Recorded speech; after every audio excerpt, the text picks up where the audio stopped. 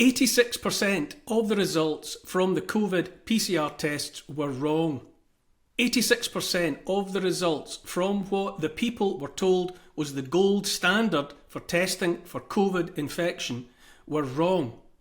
86% of the results from the little bits of plastic that determined whether a person could go to work, travel to see a dying loved one, visit children, keep a small business afloat, function in the world were wrong. 86% of the results from the PCR tests that were empowered to rule our lives, that ruined lives, that wrecked national economies worldwide, that wrecked families and communities were wrong. 86% of the results from the PCR tests that were used to wildly exaggerate the number of so-called Covid cases and deaths, and so terrify the millions into submitting to jabs that were neither safe nor effective, which means useless at best, because that's without contemplating the harms done by the jabs, but that created and sustained a climate of fear that earned billions in profits for those on the inside in the know. 86% of the results from those tests were wrong. My good friend and GB News colleague Bev Turner reported the number this week. It should be on front pages and leading news bulletins around the world, but it's not, and it won't be. Every day in this country, people are arrested, cautioned, questioned, thousands of them convicted and jailed, reputations and ability to earn destroyed forever for posts on social media. People have had longer sentences for social media posts than those who take part in the gang rape of children. Not a single conspirator in the so-called Covid debacle who profited from PCR or plastic aprons or face masks, let alone the jabs. Not a single person who pushed the lies about safe and effective, about the need for more testing, about the need for harder and longer lockdowns. Not a single person who took part, profited, or just joined in the chorus has faced any consequences whatever, far from consequences. Many of those got better and bigger jobs and salaries, or honours from the Queen. Not a single politician or doctor or scientist who pushed the narrative that ruined or ended lives in countless ways has accepted responsibility for wrongdoing, far less face deserved, as I say it, jail time, and yet pose for a photo firing a shotgun at clay pigeons in Florida, and you can expect the British police at your door and arrest and charges. This is the country we live in. This is the country that has conducted a so-called inquiry into the so-called Covid debacle and found, yes, remind me what they found. Oh yes, that found that what we should have done was lock down faster, longer and harder. Far, far, far from finding fault in what was done to people, all of that ruination of lives. The so-called inquiry headline finding was that next time we have to expect what happened before, but more of it and worse. Bev Turner was reporting the findings of a German study that has shown beyond reasonable doubt what some of us have been saying for years.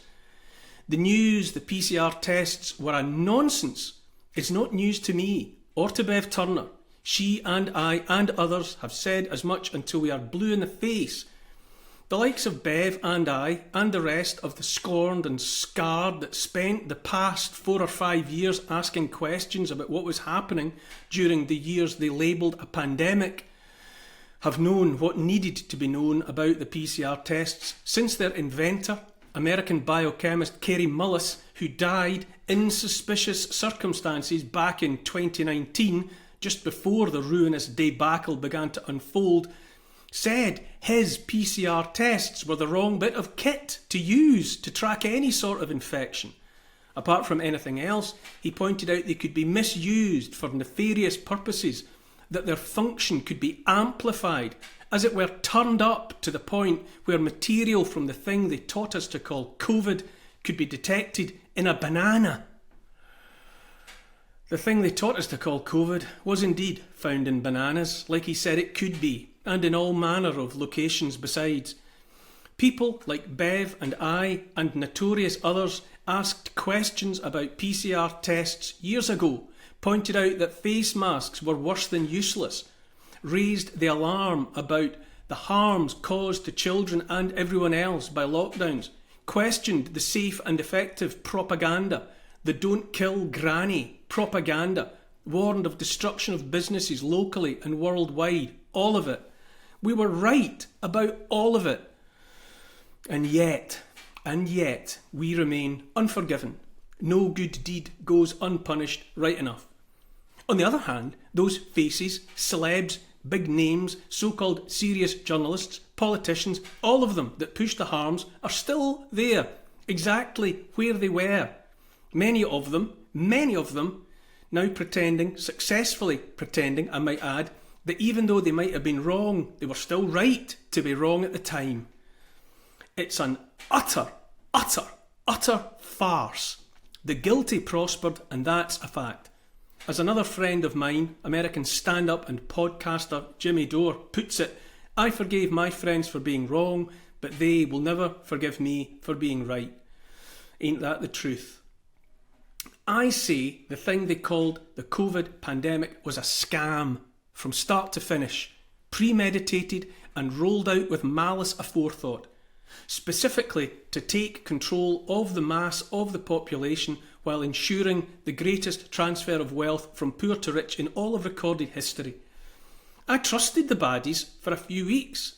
As it turns out, I'd been trusting the baddies my whole life. But I realised soon enough that we were being scammed. The price paid for saying so was high. Funny story. Back in 2021, I was travelling by plane from Edinburgh to London to do my GB News shows every Saturday night. Flights from Heathrow were unforgettable, and not in a good way. I wouldn't wear a mask. I would go through the terminal being glared at by those with their face nappies. Then I'd enter the plane to be reminded by the masked cabin crew that I wasn't wearing a mask. Then I'd turn into the cabin and see every seat filled with a nappy wearer. I'd find my seat. Often someone in a face nappy on one side of me or the other would press the button and ask to be moved away from me. That was my travel reality for weeks on end. I learned things about people then that I'll never forget. It was surreal. I knew the face nappy wearers were victims of a brainwashing scam. If they'd known that not only was I not wearing a face nappy, but that I hadn't taken a jab, I honestly think the mob might have got together and thrown me off the plane. Fast forward to now, and so much is revealed. Our government blew tens of billions of pounds on those PCR tests alone. They used the banana effect of misusing those tests to terrify people into jabs we know now were neither safe nor effective and that ended or ruined lives to boot.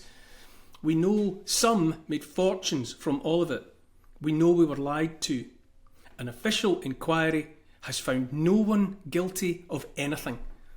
Bev Turner endured as much ridicule and vindictive censorship as anyone. Now she's reporting on how 86% of the results from the PCR tests were wrong.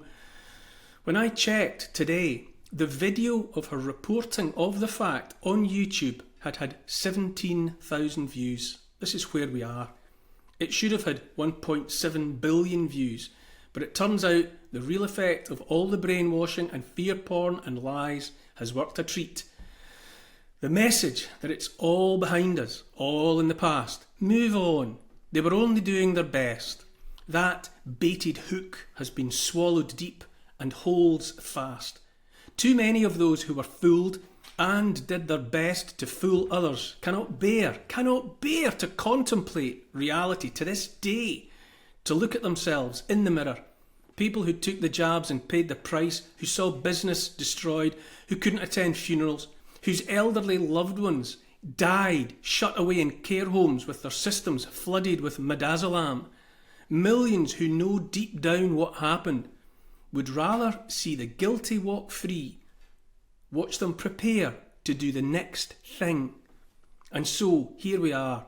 The truth of what happened from 2019 onwards, the truth of what was done is all out there. the guilty and the complicit can stand beside the evidence of all that wrongdoing and know that no harm whatever will come to them. I, for one, cannot wait to see what they pull next.